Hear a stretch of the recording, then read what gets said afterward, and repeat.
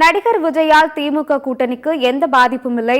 200 தொகுதிகளில் திமுக கூட்டணி வெற்றி பெறும் என்று மதிமுக பொதுச் செயலாளர் வைகோ தெரிவித்துள்ளார்.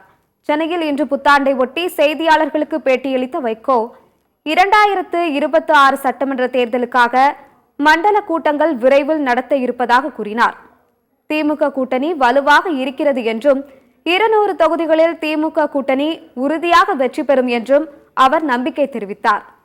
நடிகர் விஜயின் புதிய கட்சியால் திமுக கூட்டணிக்கு எந்தவிதமான பாதிப்பும் இல்லை என்றும் வைகோ கூறினார்.